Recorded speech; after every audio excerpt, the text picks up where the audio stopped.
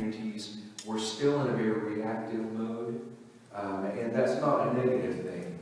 So often what you would end up happening is a search committee and a community would try to find someone exactly like their previous pastor, and of course that person's never going to be their previous pastor. Or, if, depending on their experience with that person, they might have gone all the way to the other edge, right? And they try to get someone as far away from their previous leadership as possible, and of course that doesn't really work either. So we found out that when that happened, the average time for that next pastor was 2 years, and then it was over. So what really ended up happening is there was an unintentional interim period there. That we as communities, just like we as individuals, need a little bit of transition time, any time that a significant change happens. And so we began to offer training in our denomination to pastors who are specialized in helping communities through this transition. And we really have, I think, gathered the very best kind of state-of-the-art tools from really across Christendom and beyond. NCC, we never stop at just churches. And I feel like we really offer a great program of support, of community life, of really helping a community have that period. That's a very intentional period, which can be a very special time in a congregation, even though it can be a little bit frightening as well. And so today what I'm going to do is I'm going to explain to you sort of from the beginning to the end of the interim process, what that might look like and feel like. And I'm going to just warn you right now, you're not going to be able to take all of this in today, okay? Because I know that your transition is so new. And also we're very, very much aware of the grief journey of your congregation. And I just continue to remind you to honor that as well. That's okay, and it's a good and proper thing to do. And I know Reverend Vicki came here just in time, and she's being a great support already to you in that. Jimmy, what happens in this is that I'm going to go up just a little closer up here. Can you still follow me? I'm sorry for moving on you.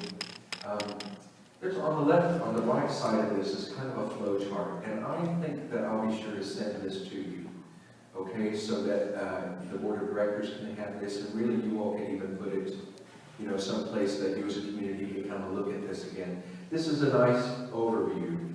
So often in a pastoral transition, the first thing that we hope will happen is a healthy leaving, or a healthy separation from the previous pastor. And then the Office of Church Life and Health will be a part of that process. In other contexts, if a pastor was planning to leave, they would contact the office, and then the Office of Church Life and Health will be in contact with both the pastor and then the board of directors, to make sure and hope that you'll have a really nice, healthy way of leaving. And then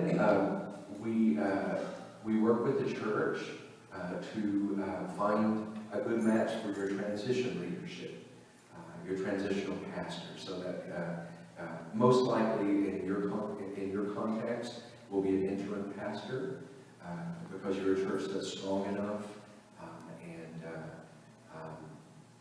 we believe that you really have the maturity and a lot of the resources really to do an interim journey very well for you. And also this is going to give you enough time, I think, as you really also kind of go through the emotional journey transition as well.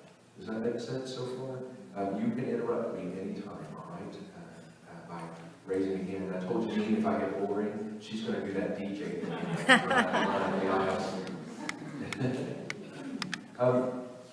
So what the Office of Church Life and Health does, and Tony's already done a little bit of this by being here, and that's partly why I'm here today, is we start to try to get to know your church very quickly. And we have some different ways of doing that, some different ways of assessing that, so that we can hopefully find you a really good match for your interim journey.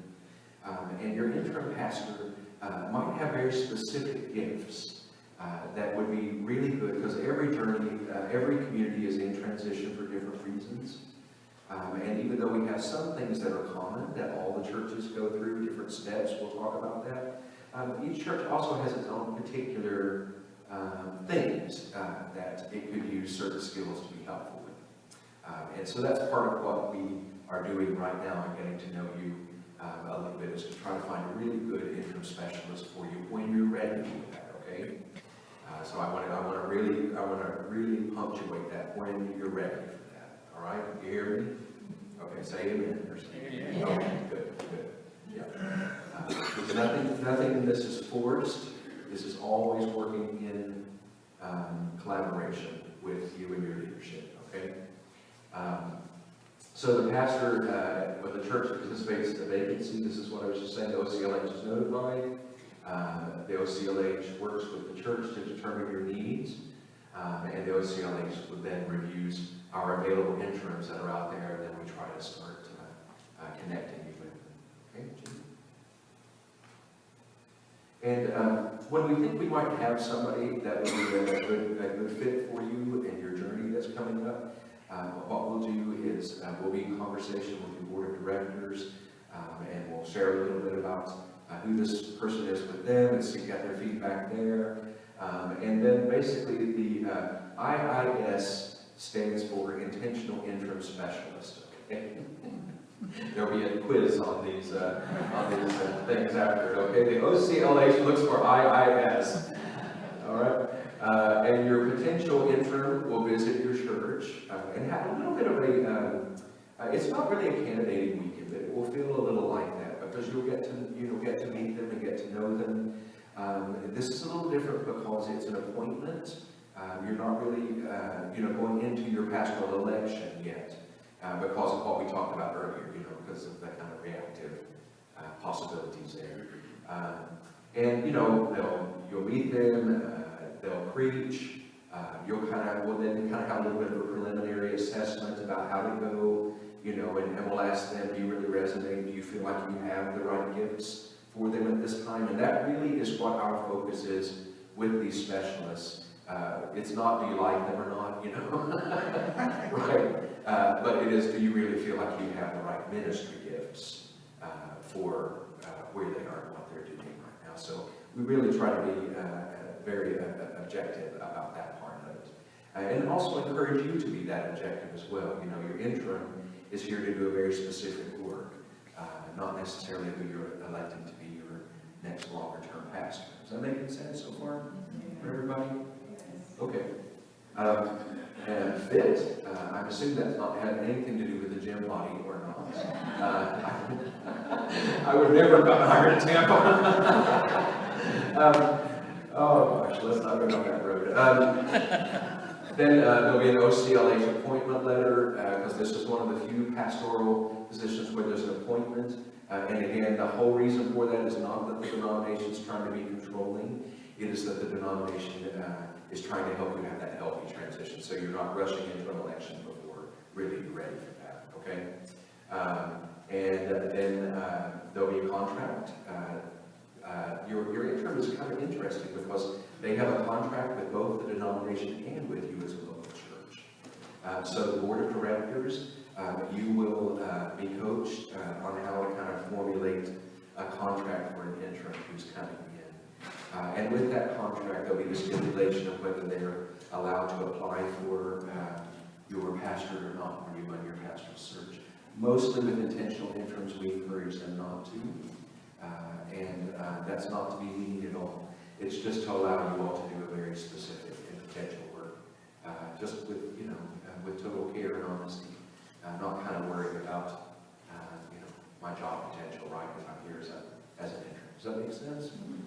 Okay, that's a little hard. Sometimes it's hard because if they've done a good job, one of the great, Reverend Lily, Elder Lily Brock, when she was doing the training the first time I saw it, said something that was rung very true for me. Is that one of the best things that an interim can offer you is also the understanding that you can fall in love again. I know that's hard to hear, but you can. So hopefully, if things go well, that will be something that you've learned.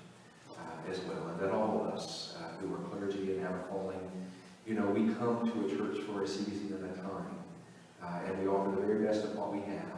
And also part of what we have to know is when it's time for us to go as well. And that's a great act of love when that happens. So the interim's a little like that. And I know that for me, I've been called to be an interim pastor the past few years. I was a settled pastor for the first part of my ministry, and really love it, and really have found a calling and a passion there, and realize that I have certain gifts in myself, and probably even certain limitations, if I'm really honest, that make me a really good interim pastor, probably even better than a settled pastor, and I just love it. You know, so we all kind of, as clergy, kind of have different callings that way. You with me? Yes? A couple of hands up. Yeah. I have a question on the contract. Is it open on how long they would stay? No. The contract is normally for 12 to 18 months. And then depending on where you are, you know, toward the end of that, there would possibly be a contract extension or not. The hope is to be able to have somebody who can carry you all the way through, you know, to the end of your pastoral search. Okay, does that make sense? Okay, yes? Well, this church has always had a mother. Now, as time goes on, we have a mother, we have a father, will make no difference to us in that respect. But I'm concerned about our stability. If anybody can do it, we can. This is a wonderful group, and I'm proud to be a member. But my feeling is that you call it transition, I call it limbo. Two totally different points of view. Yes. And I think the process, if I may say so, and I will, is entirely too long. Needs to be streamlined, needs to be reviewed, needs to be looked at again. And we are a strong group and determined. We never would have been here if we hadn't been. So my question to you is, what can be done to expedite this procedure? Okay. Have you experienced an interim process before? Anybody? Yes. Okay. That's Is that part of what you're responding to? Well, back then, no. In Trinity, they had a totally different procedure. Back then, I guess it was the 90s. What they did was, we put out a call, we got in resumes, I was on the board then, we reviewed everything, and we invited different people in to preach.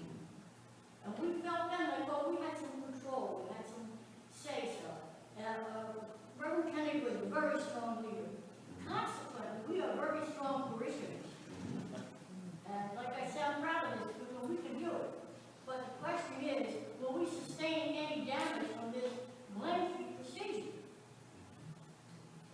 Well, I do think that limbo and what I believe I'm talking about, they are different.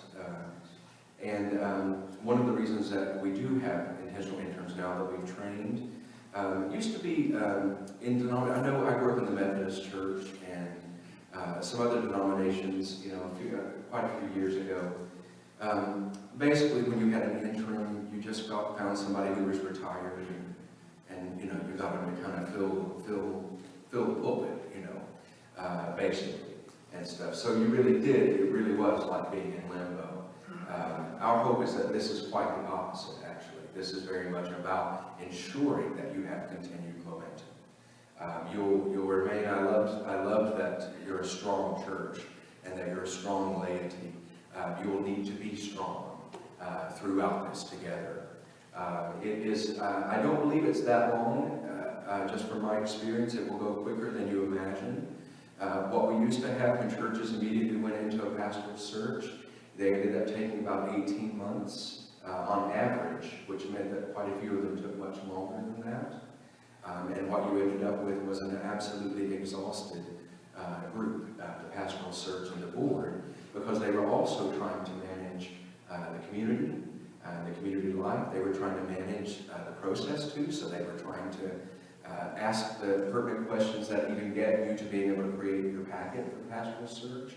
And they were just exhausted, so it was really too much for them, you know, to handle, no matter how gifted that they were or a church was. Our hope is that even though we'll talk about this in a second, we sort of have the interim lead into pastoral search. It ends up being about the same time frame as what it would have been, but it's just a supported time frame. with goals to meet along the way, and it will really help to keep you moving forward. I hope so. That's my prayer and my hope for you all. During the interim period, Yes. is it possible that if the board decides that they are ready to start a search, that search can begin before the 12 or 18-month period Yes. is over? Yes, and I'm going to tell you a little more about that here as well. It is all a part of the same process. So the pastoral search will actually be launched well before the end of your interim period. I'm new to all of that. That's okay. We're all kind of new to this. And I know that this is a big job for the board, because they have a congregation that they have to bring somebody into, and hopefully that will work. But it just seems like the grieving period, if you will, is extended to 12 or 18 months, and you yourself, in your sermon this morning, said that you should start to look for life. Yeah. And I kind of think that maybe if the board gets an opportunity to look for that life and find somebody that would be a good fit for the church, that's the road that I'd like to see them take. Yeah, and thank you. And this whole process is responsive to you as a community. It's responsive to the work that you do. It's responsive to the profiling that you do for the type of leadership that you think that you need next here. And there's a readiness to enter the pastoral search survey that you'll do together as a community. And you'll really get a sense of being ready to go. And when you are, then your church will go through that. And you're right, the board of directors will be a key part of that process as well. Yes, Are there exceptions if an interim pastor fits the criteria that's set for this church? If the board and the congregation feels, hey, this woman, this man, are the right ones for us, are there exceptions made and that can be done? Or do you have to go through the whole process? Well, rarely, in terms of the intentional interim that we're talking about right now. But again, everything's in conversation. Now, one other question. Yep. And you may not be able to answer this. How often has the denomination been in this position where a founding pastor died unexpectedly? You know what? I don't know the numbers for that. I don't know. Linda, do you have any insight for how many you think? I mean, we've had, there's a Jimmy Brock. I don't know if he was the founding pastor or not, but he was such an important.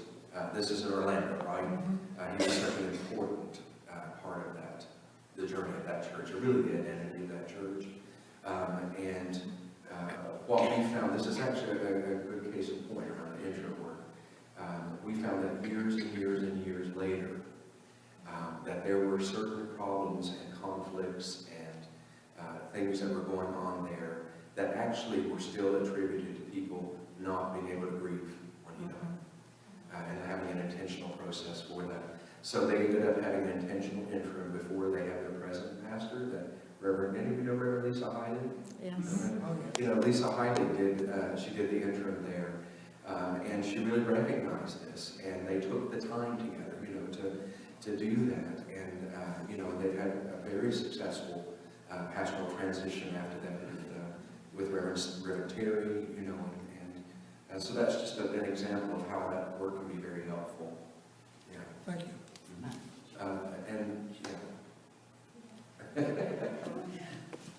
I want to encourage everybody to continue to ask your questions, because that's how you get all the questions off your shoulders. But when you're in doubt, the one mantra that I encourage you to say is trust the process. I'm in the moderator's office where I watch churches.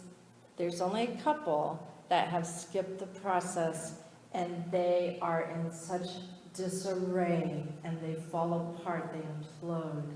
And so I acknowledge and I affirm you that this is frightening. And the loss of a founding pastor is very different from the resignation of a pastor. Yes. But if I can encourage you, when in doubt, to trust the process, that it's going to be okay. And this is our time for discovery. And this also allows us to create a vision and a legacy. I wasn't planning on doing this, but I feel I have to. My name is Gene. My husband Bill, I've been here since December. I found a home in SunCoast. This is a very healthy process. It's a guideline. Okay. SunCoast has a very stable grouping. The board of directors on down. I was a Catholic priest for 15 years. With us, you were thrown into a parish. Okay. You had cliques in the parish. You had those who like you or don't like you. This is giving you the chance to examine the process for them to see what our needs are here. So again, as Linda says, trust in God, okay? And to trust in the process. Again, the guidelines, as I like to say, the 10 Commandments are not rules and regulations. They're guidelines for life. These are guidelines we're selecting. It's going to be good. God bless us. And I think there's a question in the back, and then it's okay, we're going to move on slides because I might answer some of your questions as we continue.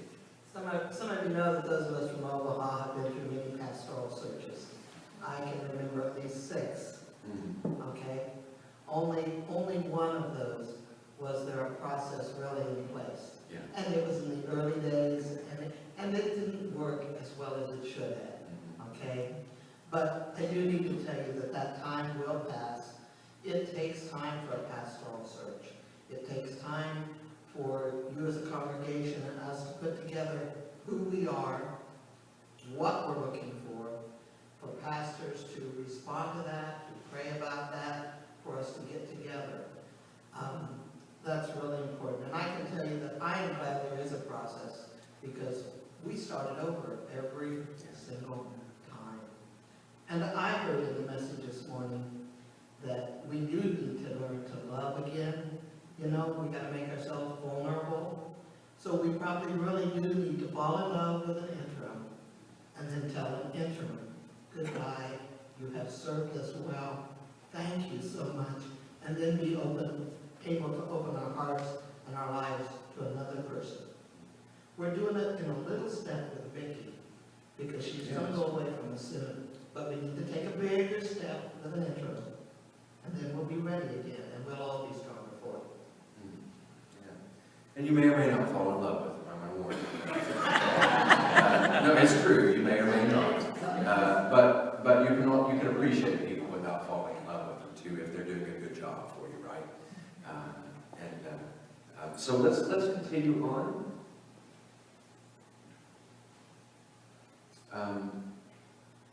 We have interim tasks so the IIS will arrive, they'll work with you together to just kind of do, together to sort of tell your story about where exactly you are right now. And some of that will help to create an individualized approach for your congregation. We're changing some of the language, so I'm not going to use all the language up there. There used to be a bit of almost like a triage model, but we don't really use that in the same way anymore. We use more of appreciative inquiry models. Anybody ever work with appreciative inquiry? And that really means that we work from your common core strengths, rather than coming and saying, oh, this, there's a problem here, there's a problem there, there's a problem, a very different approach to change, and stuff. So there are 5 interim tasks, and one is coming to terms with the church's history. Another is reclaiming your holy identity. This can be an absolutely powerful thing for a congregation to do together. It's not that you didn't already have a holy identity, you already do have one. but it also just gives you another place to claim that, probably on an even deeper and maybe even a fresh level together. They'll also work to continue to reconnect with MCC and your wider community. Very often that's a great thing that happens for congregations during the interim, is that there are opportunities to get even more connected with kind of larger circles as well. Leadership redevelopment, some of that will happen naturally in a transition year. It's often a time when longtime leaders in the church will probably reassess their commitments in different ways. It just happens naturally. Don't be frightened if it does. It's a healthy and it's a good thing. But an interim can be really helpful with that process as well. And if when you get to the point of really, naming what your vision and your mission, your new expression of that, then your interim can be really helpful in saying, okay, this is what you've named that you want to do. How is our church aligned with that or not right now? And then you can do that work together. And we find that there's just this amazing synchronicity that happens when everything gets in alignment, and then you choose your leadership from that alignment. Oh my goodness, watch out. Amazing things happen then. So your interim will help with all of that, and then help you into your pastoral search readiness. That's just a quick overview. Any questions about that? Okay, let's go on to the next one. Some of the tasks of the transition period is to maintain the forward movement of the church's ministry. This is more of what your interim will try to help to do with. To manage the human dynamics.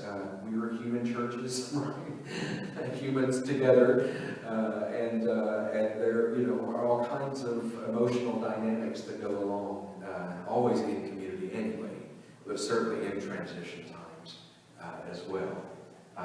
Especially when you have grief dynamics. Everybody grieves in a different way, right? Some people go very inward and cut themselves off because they don't want to deal with it. Some people are very external, when they're able to perhaps show emotion very quickly and process that way.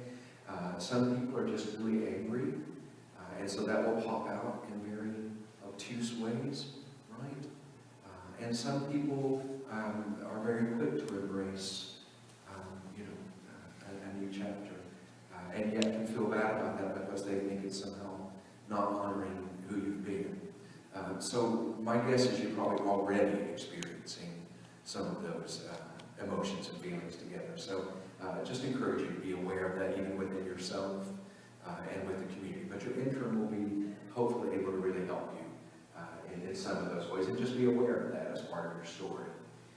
Come to terms with their history and understanding of our current realities. You'll build a clear sense of identity and purpose that's widely shared and owned. How many of you have been through visioning processes ever, where you go through this and you write a great statement,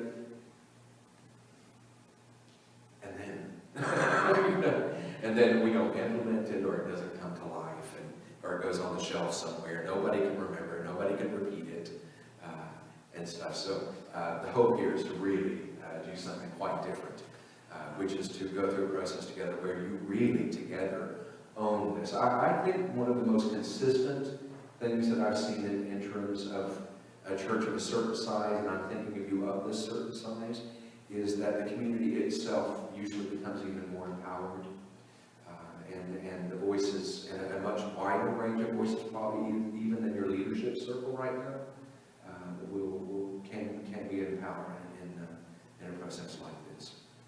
I'm sounding Canadian again. I never changed back to process when I got back to the U.S.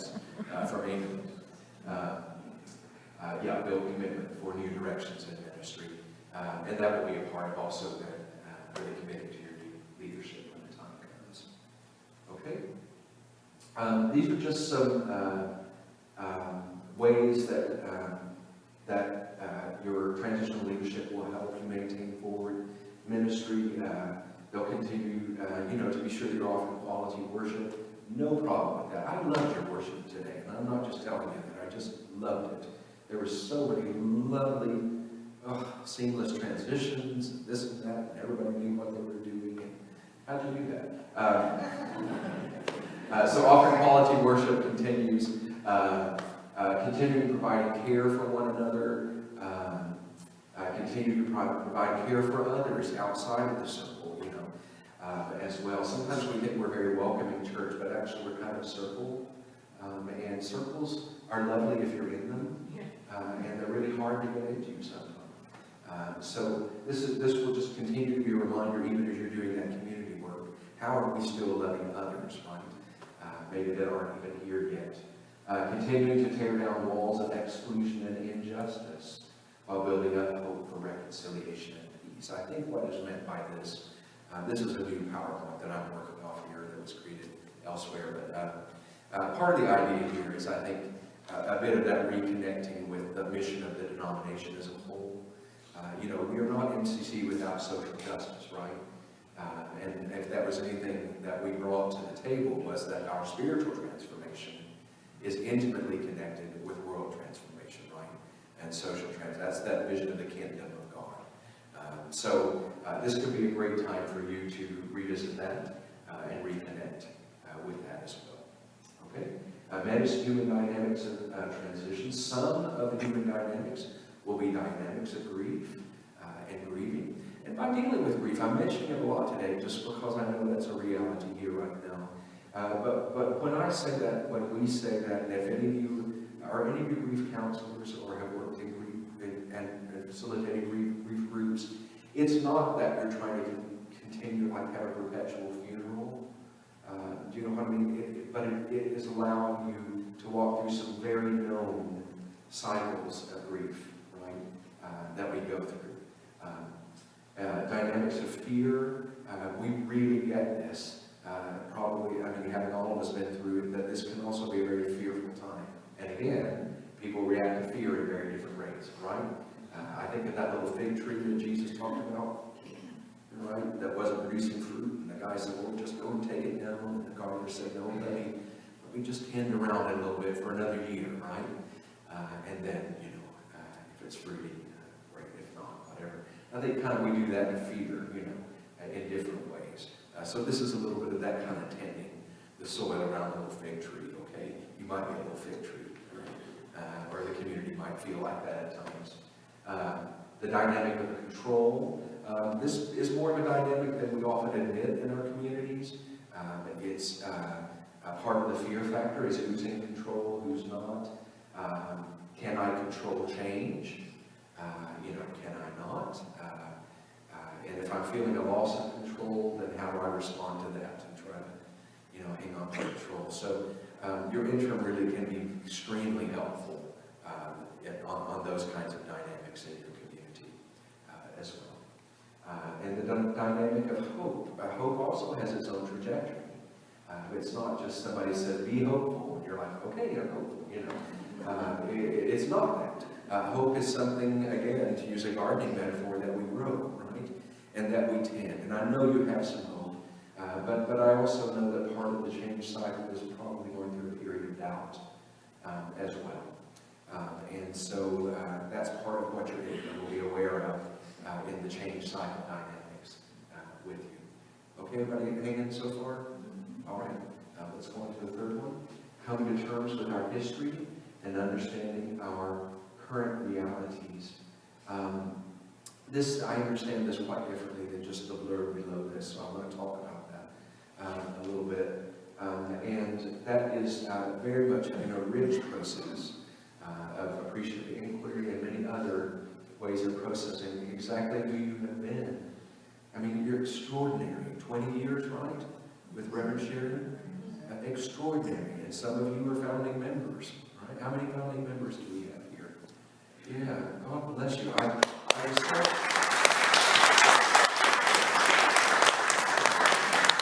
was so moved this morning. I was telling David, do I have your name right, David? I was telling David, I was so moved here today because I felt like even down to this floor and stuff, I felt like I just could see the effort of generations here and the hard work that it was really taking to build, to build this community and to build this place. This gives you an opportunity to stop and really celebrate that together and really remember who has been so important to this. And also remember sometimes when were there other times when we might have been a little bit frightened, when we went through big changes. Did you all ever go through any big changes before? I think you might have gone through one or two, maybe. And you were afraid, and some people probably fell away then, right? But some newer people came then. That's all part of a community that's growing. And you don't get to where this community is now without having some collective wisdom around that and hope. So that's a big part of what you rediscover and name together in this. And it also gives you an opportunity to make it look a little bit closer. Are there things that you have habitually struggled with, that you just keep?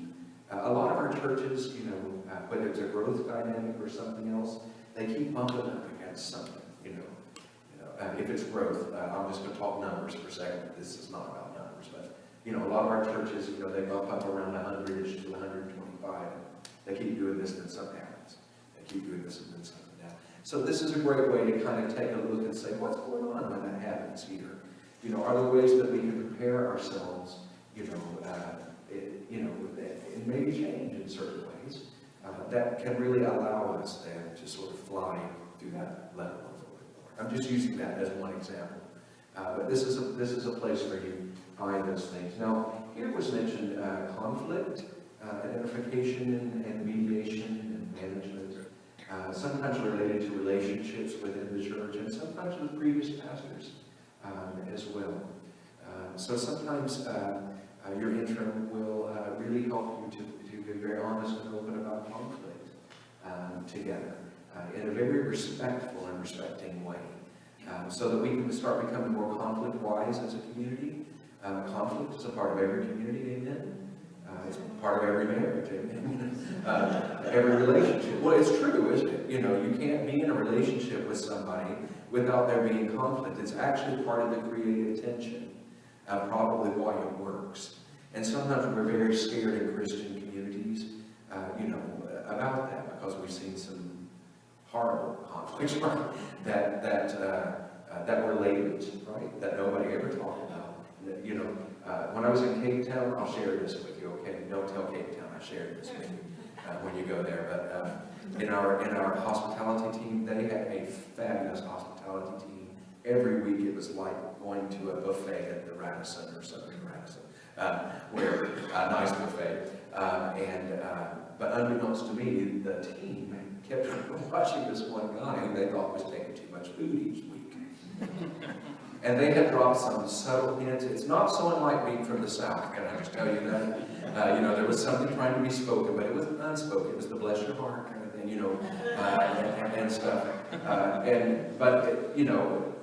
Because it wasn't dealt with, it escalated to the point where he reached to get a piece of cake, and one of the servers that finally had it stabbed him through the hand with a cake server. I had one of those moments where I thought they did not prepare me for this in seminary.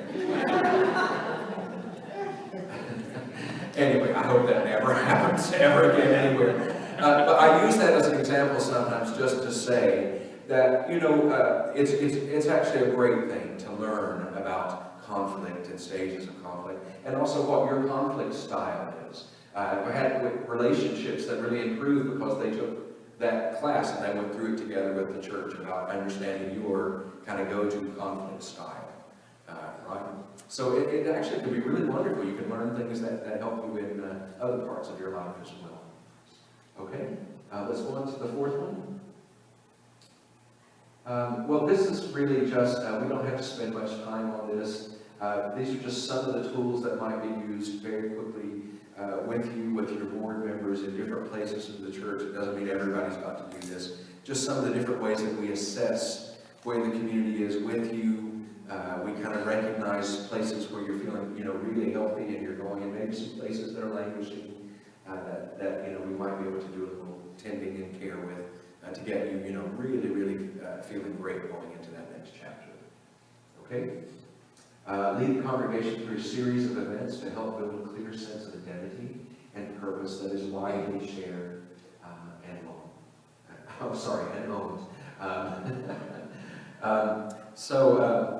You will there's creative ways to do that. Each interim has their particular skills in that, and each community has their particular skills in that. And quite often, by the way, the interim is working with a team from among you, and the whole team itself is actually attending this process together, which is really fun. And if you have creative gifts and gifts with community process, it might be a great way that you can add to that and help this year. And that's a different function than the board of directors, right, or what will be the pastoral search eventually.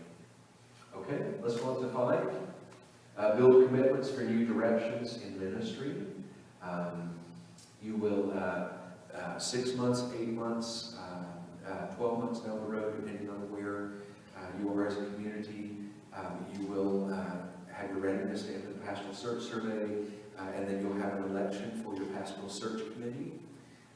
And your pastoral search committee is probably already outlined in your bylaws, board members.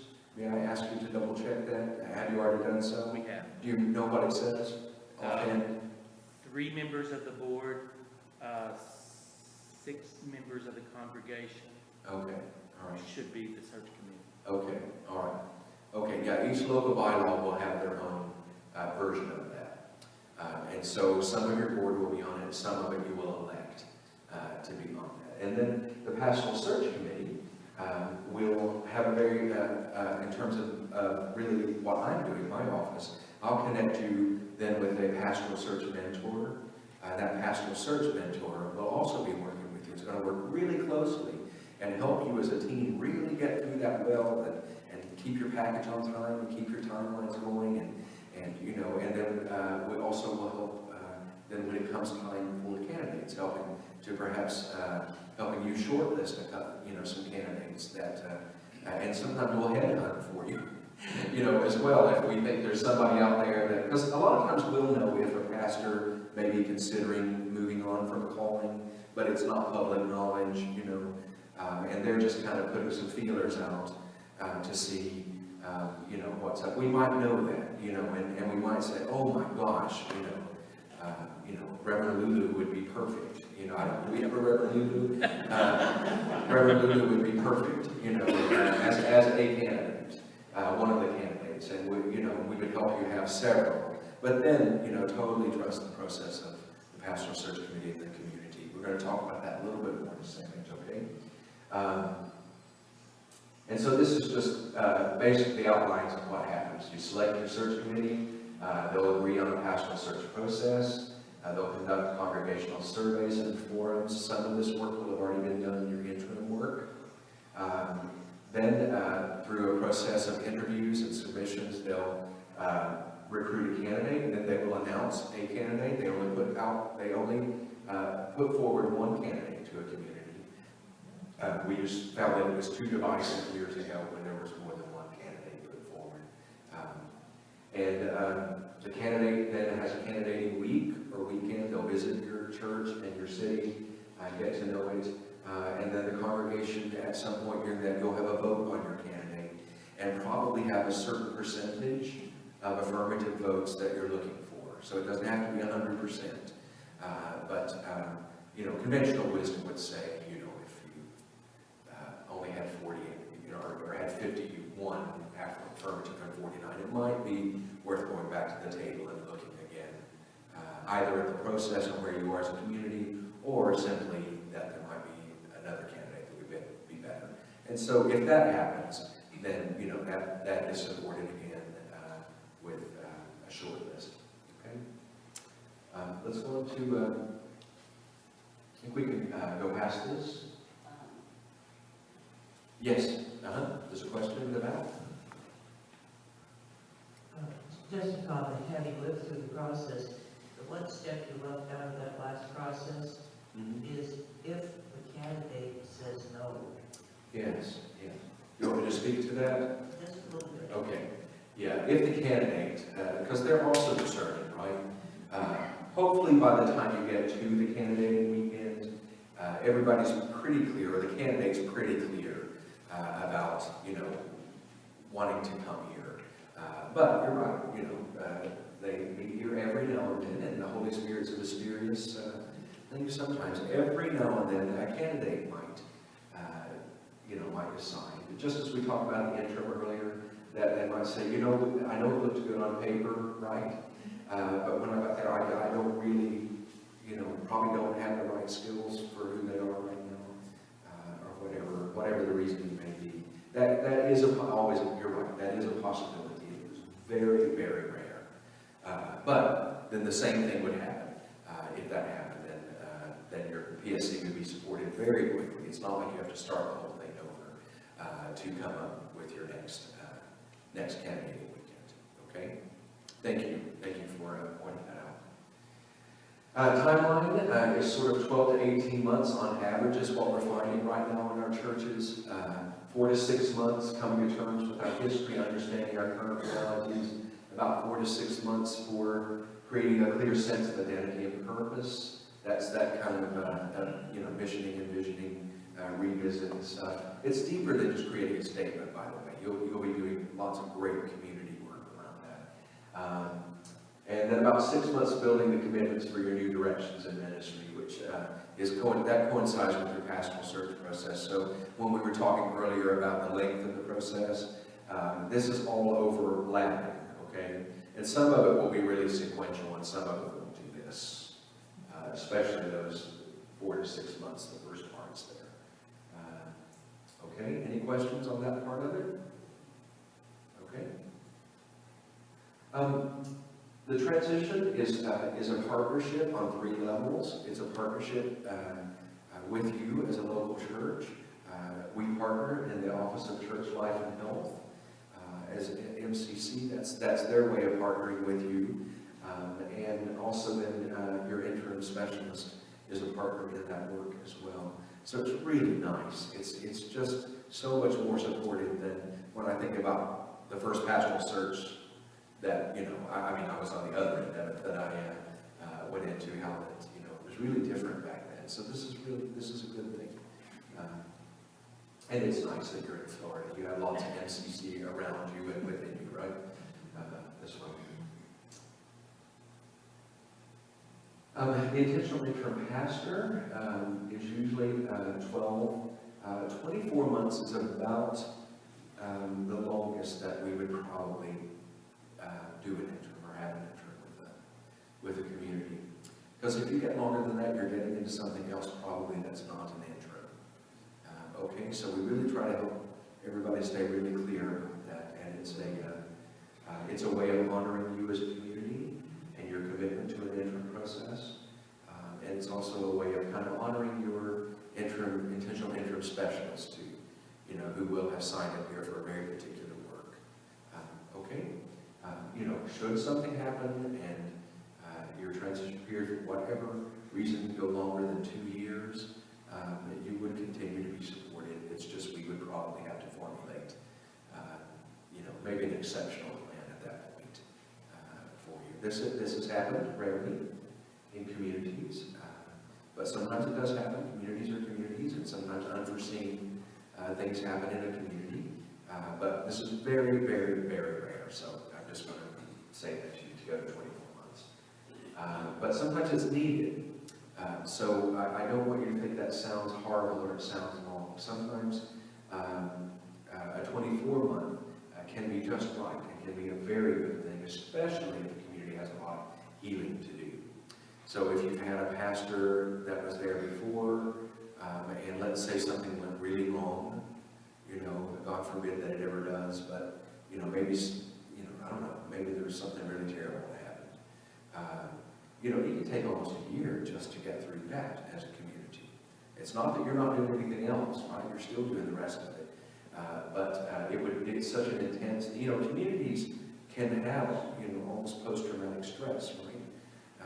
Symptoms and syndromes. And if some of you have ever come out of it doesn't have to be a church, it can be any community that maybe has had a cycle of, let's say, really difficult conflict, the kinds that kind of blow up over and over and over.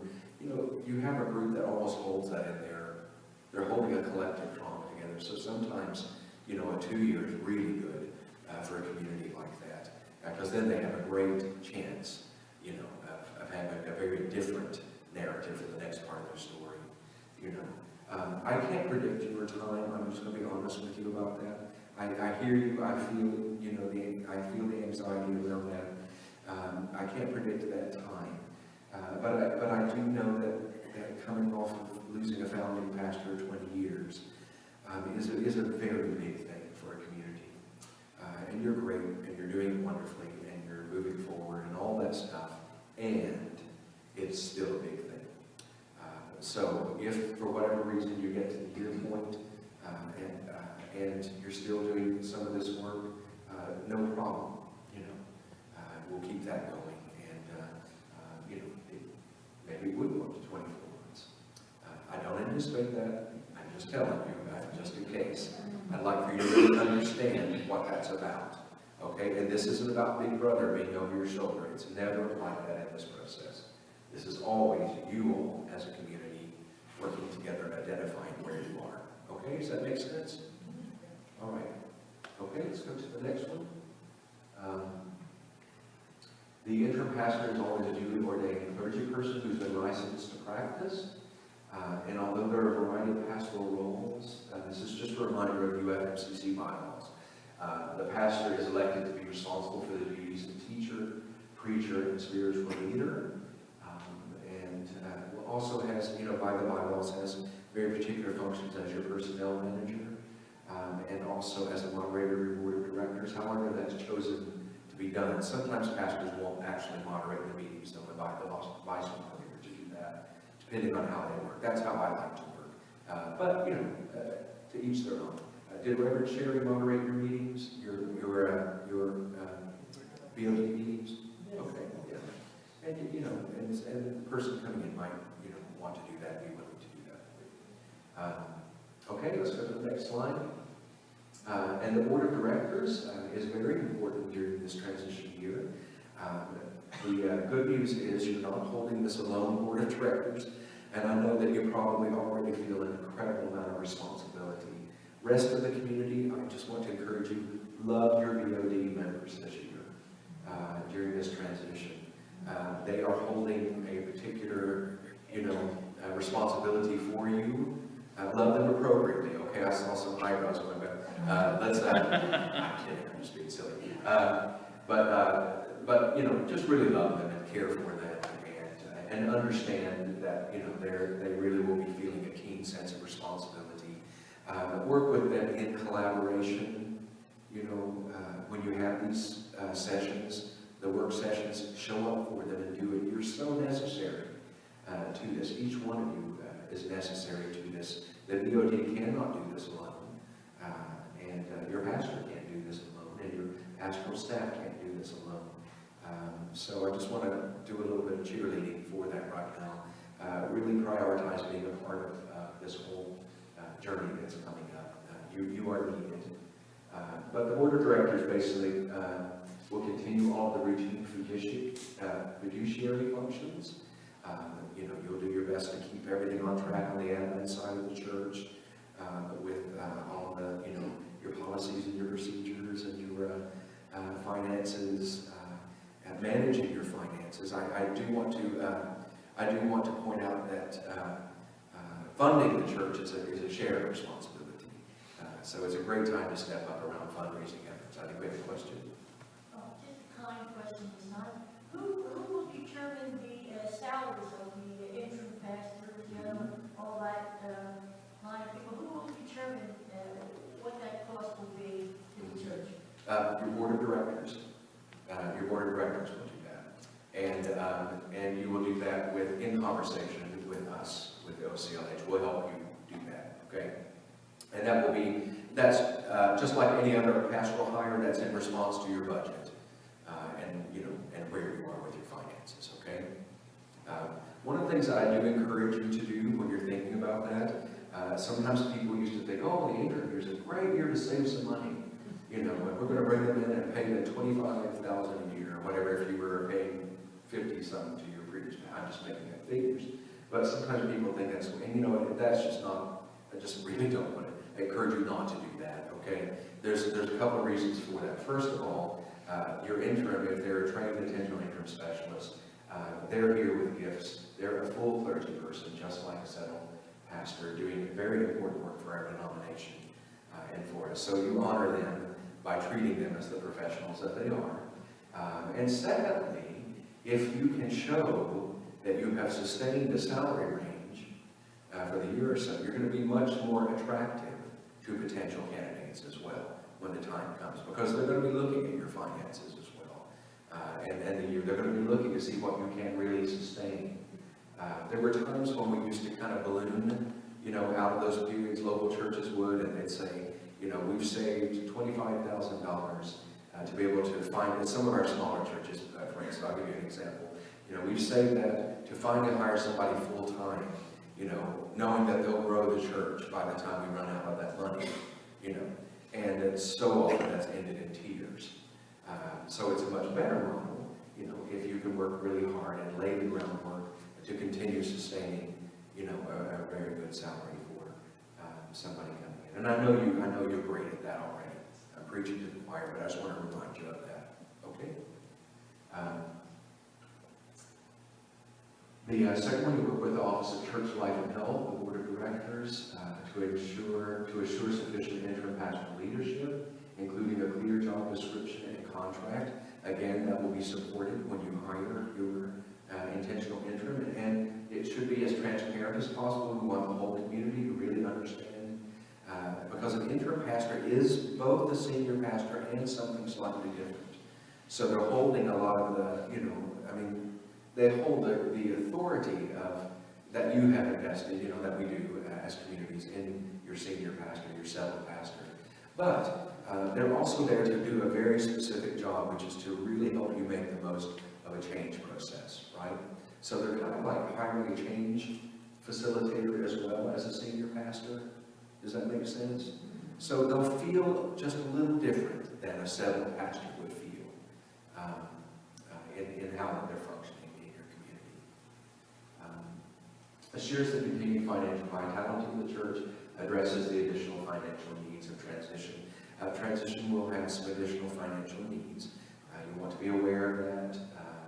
There'll be some upfront costs when your interim comes in. If you can help them if they need to relocate, for instance, you might want to help them do that.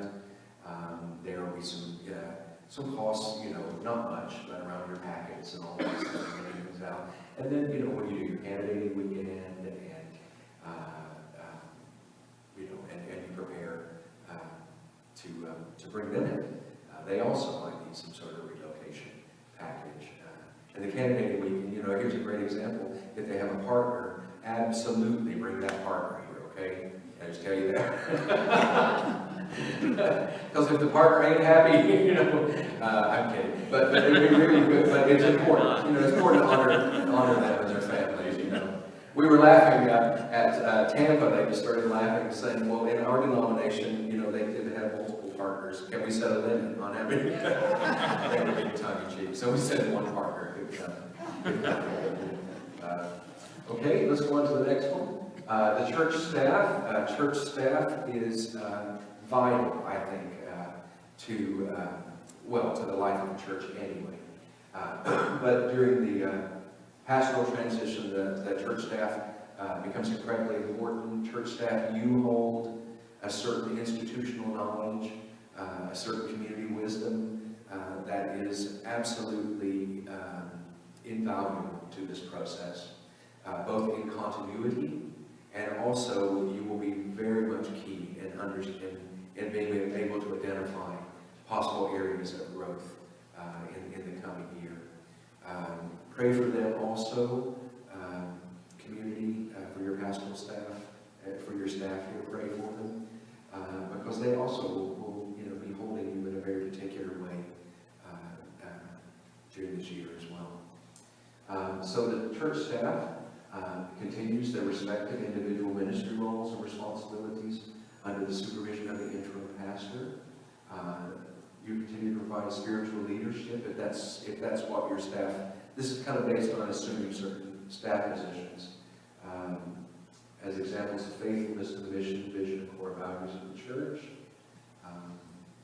And the staff may facilitate intercessory prayer for the members of the pastoral search committee, but that can also be the community as a whole, or even that if there's a team that's working with the interim and the transition work, they might do that as well. How many staff members do you have here right now? You have 3. Are they all paid staff? Is that what we're talking about? Okay. Can you tell me their roles quickly? Susie, what do you do? I am the prison worship leader, and I am the ministry development coordinator. Okay, great.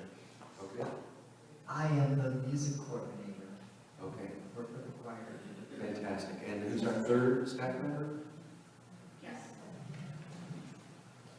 I'm the administrative assistant in the office, doing whatever I need to do to be an administrative assistant. Great, great. And they are a great staff. Yeah, fantastic.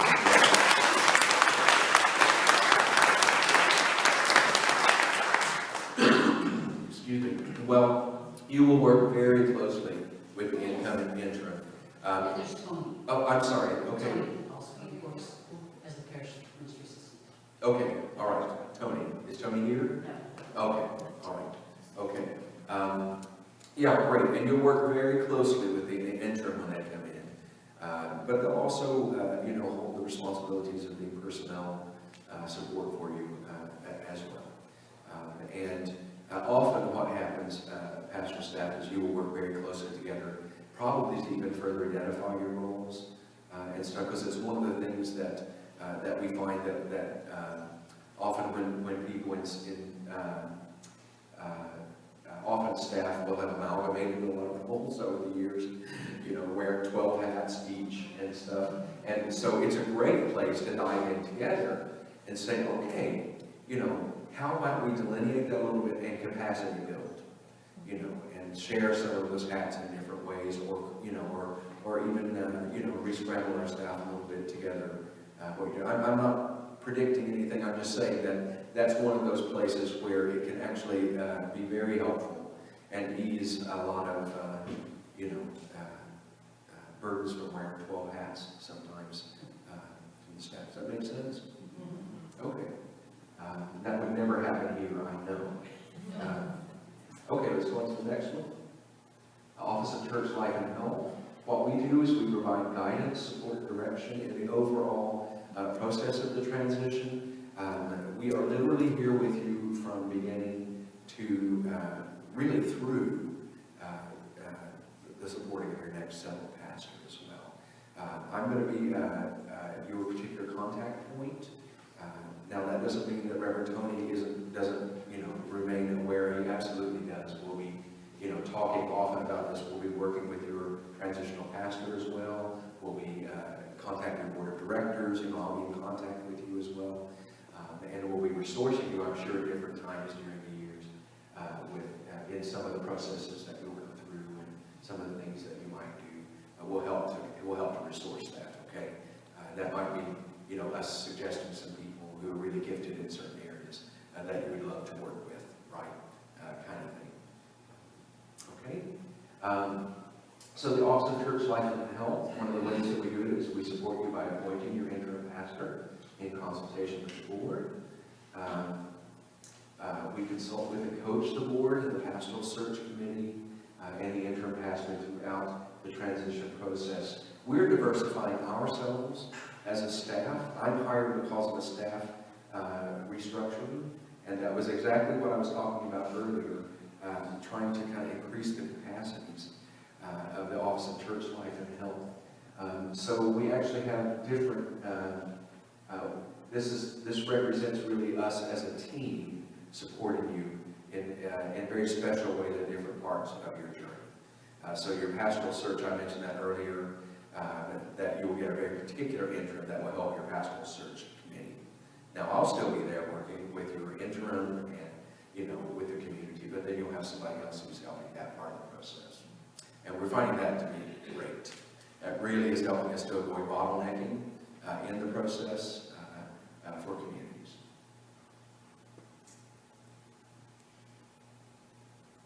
Yes, and then finally, we will consult with the pastoral search committee regarding prospective candidates for the pastor.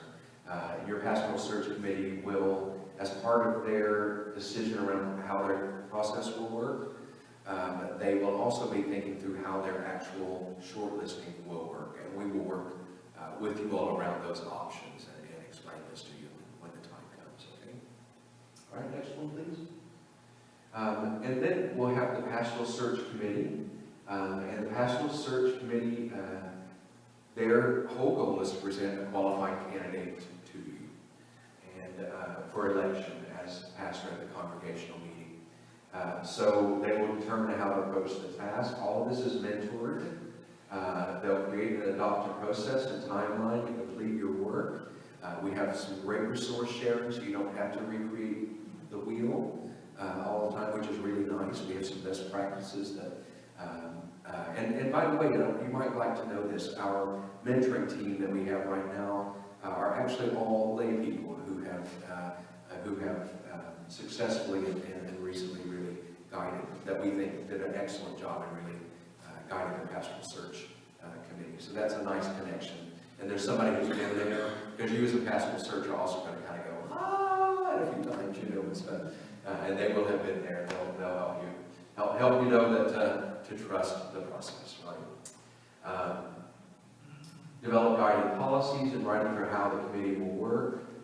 You'll develop and implement a plan for engaging the congregation in the process and communicating with the congregation. We consult the OCLA and staff throughout the process. Okay. Next one, please. This, I think, was just a suggestion that was probably put up here, that we find that 7 is a good number, a workable number often in communities. But again, each local church has slightly different bylaws. So I think this was just the recommendation of 3 board members and 4 members elected by a congregational committee. And I think some of that's just to have a committee that's big enough but not too big, you know, because it can be a very unwieldy process if your committee is too big. And that doesn't mean exclusive, it's just very much about streamlining and managing a process, because you're the ones doing the input as a community. You get what I'm saying there? And what you want in your pastoral search committee really are people who are particularly good at being able to, you know, take all that you're giving them and respond to that with how they're doing the pastoral search. Okay, next one, please. All discussion and deliberation will occur when the pastoral search is meeting together, either face-to-face or electronically, not in the parking lot conclaves and various things. So our pastoral search really holds themselves to a very high standard of when and where they're communicating. Okay. Let's go to the next one, please. The members don't discuss PSC matters between themselves or in small groups of members. The pastoral search committee, we're going to covenant to have those discussions together. Next one, please. Don't discuss PSC matters through email. These are all just kind of more inner guidelines for your pastoral search committee. That might be, I'm sure that will be discussed. There are things you will need to do through email together. Do not discuss matters related to PSC when the board is meeting, either in open or executive sessions. There are 2 different functions. There's a board and there's a pastoral search committee, okay, that will be running concurrently. You want to keep those responsibilities and areas clear, even though we know that some of the members are walking in both of those spaces, okay? The entire PSC selects the chair of the PSC, so you'll select a chair who will immediately be put in touch with your mentor for the denomination right after election, okay? The chair guides the process, serves as the representative and spokesperson of the committee, and also will work to ensure transparency of process while maintaining appropriate confidentiality of content. I'd like to speak to that for just a moment. Now, this is further down the line. Like I said, this isn't the last time you're going to hear this.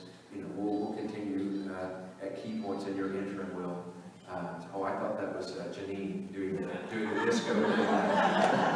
I know, I was going to say, I know I'm getting a little boring right now. Yeah, so what we have found works best is, and we will work with your pastoral search committee to have a very clear and transparent communication with you as a congregation, so that you're not left wondering, is anything happening? You know, so they will really be communicating with you often. As a matter of fact, we say, over-communicate with the congregation in all kinds of different ways. You know, because we know it's important. We know you're invested in this. But what they will not be communicating is the confidentiality of the content. And by that, this is the process. This has to do with particularly your applicants. And so under no circumstances will and should a pastoral search committee member share with you who has applied for it. And there's all kinds of reasons for that. And that's really respecting the applicants as a huge thing. It's also honoring the process and keeping it as it should be.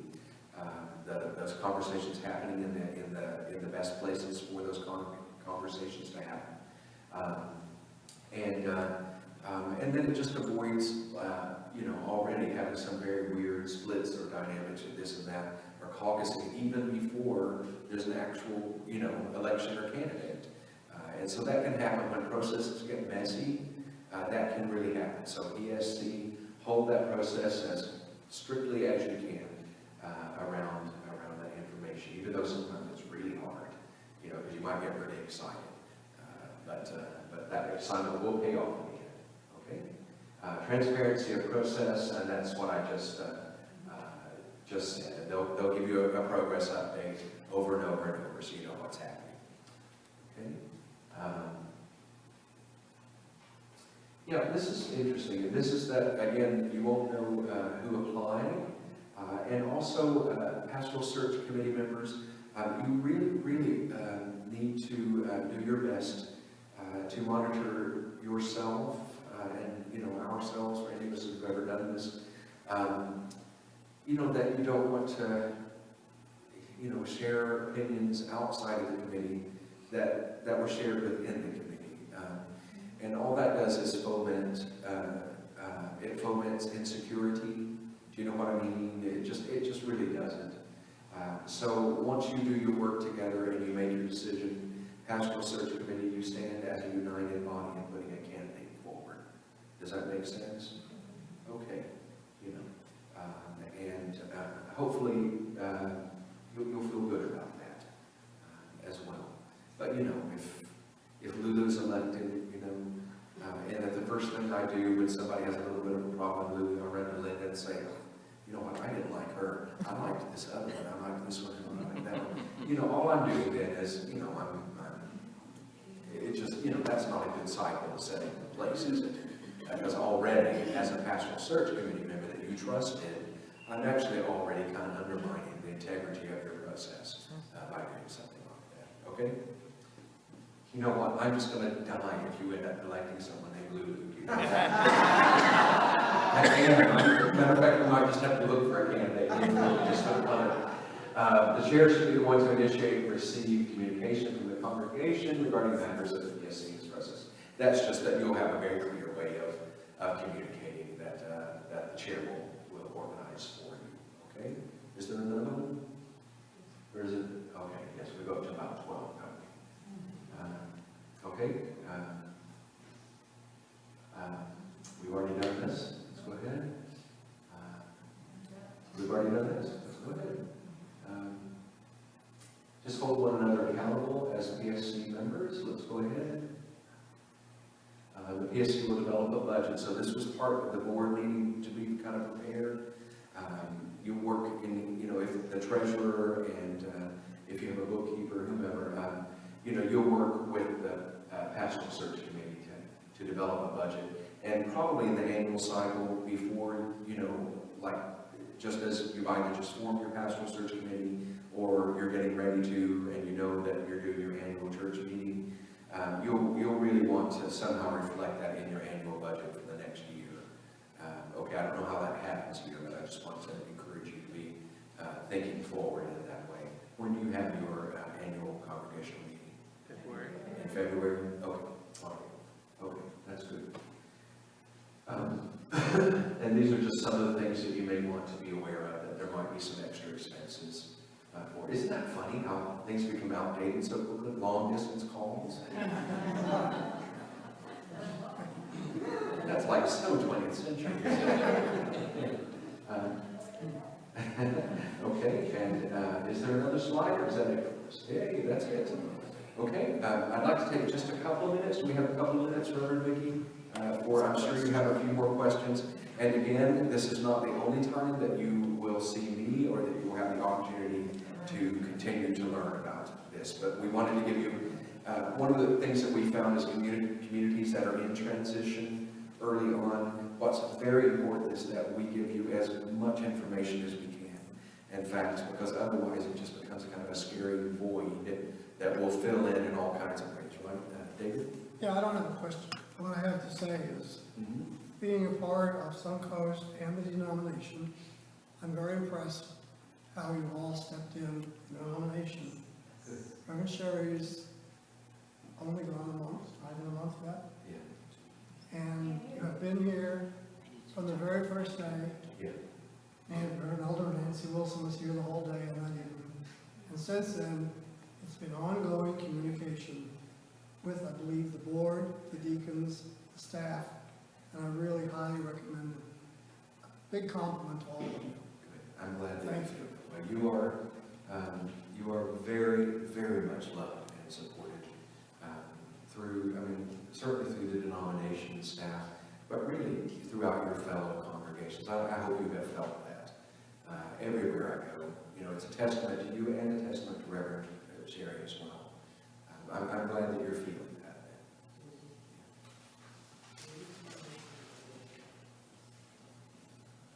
There's a question here, Susie?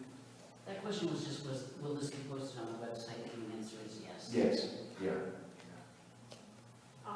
I know that the makeup of the PSC is, according to what Tim said, 3 and 6, and maybe about that, but my question, maybe I missed it on the slides, how are the 6 selected? What you will do is you will have, we will work with you, your interim pastor can also be very helpful with you in this. You will think through how your election is going to be run. Here's an example. MCC Las Vegas is about to begin the pastoral search. So what their process is they did the pastoral readiness survey, and we thought, you guys are about right. And they felt like we're about where we need to be. We know there's still some work to do, but we're about where we need to be. And so what they did then is in about a month out, they announced that they're going to have their congregational meeting to elect those people. But the 2 weeks before that, there's going to be an informational forum. And so the informational forum, is where that you go through once again, what is the, whole pastoral search process, what will be we have packets that you'll use for that, and PowerPoints, what you'd be expected to do as pastoral search member. It even has suggestions for, maybe some of the qualities you look for in pastoral search members, So for instance, somebody who is able to reach consensus might be an important thing, still being able to advocate, but that you trust to be able to put the needs of the overall church, at times when there will need to be compromise, right? That's just all part of it. Might be one of the things. I'm just using that as an example.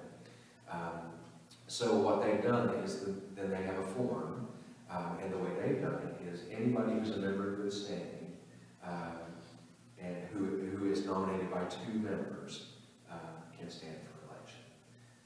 And then they have asked 3 or 4 very specific questions that then they'll address to the congregation so that you can make an informed decision. So one of their important ones is asking those people, how much of the work that we've done this year have you participated in terms of the interim journey and the change journey? Because to them, they felt it was very important to have people on that committee who really understood the work that they had done together, instead of maybe somebody who, opted out of it just kind of wants to be on the committee. I'm just using that as one example. And then they'll have their election. Did I answer your question? Yes. Okay. Then they'll have their election. So you might have a similar process, or it can be tweaked. Oh, gosh, what was I going to say? I see you going now, I forgot. What I really want to know is, when the voting and all the procedures begin, will this be voted on upon members only and not the congregation in general? So I'd love to make that clear one way or the other. Yes. In our polity and in our bylaws, congregational meetings It's only members in good standing who are your voting body. Now, your friends, or whatever your classification is here, obviously can attend, obviously can be a part of the discussion if you'd like that. Okay?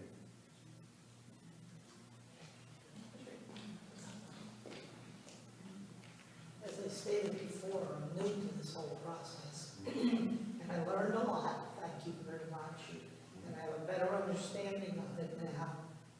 And as you stated before, I guess we'll have to just trust the process. Thank you.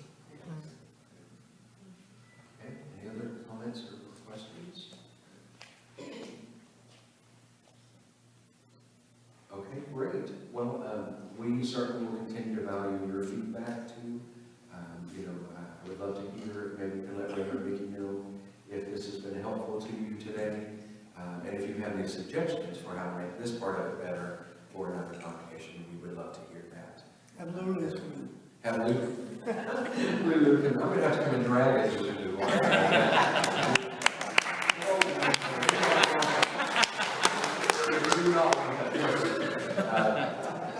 Reverend Vicki, are we going to have just a moment with board members?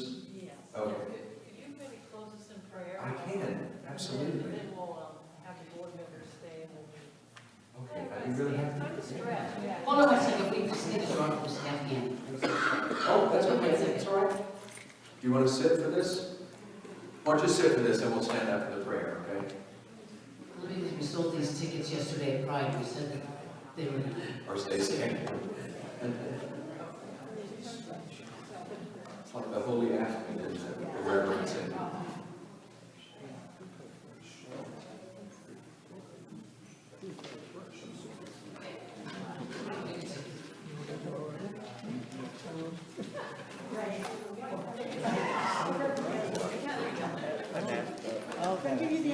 And we want to thank Sharon for making the beautiful.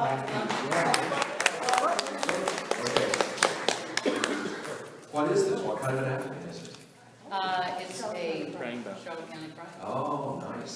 All right, I think that's one ticket. David Waldron.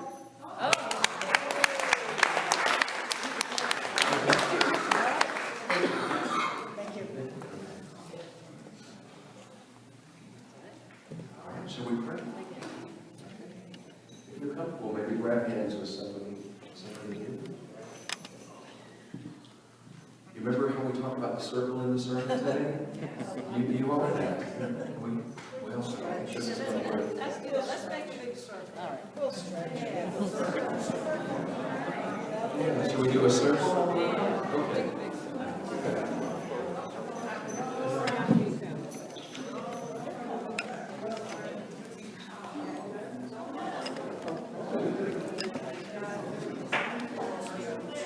Yes. Uh-oh, they're scooting around. There they go. Right. Hey. All right. Okay, let's pray. Holy God, here we stand as a circle. Look at us. Your spirit is here. Your love is here. Your story is here.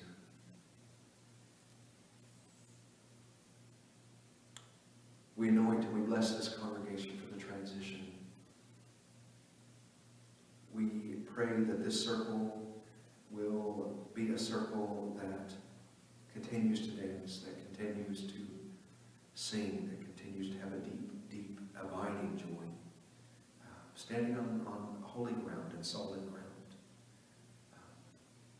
As they tell their story, as they name the who's of who they are in your sight now, of who they're called to be.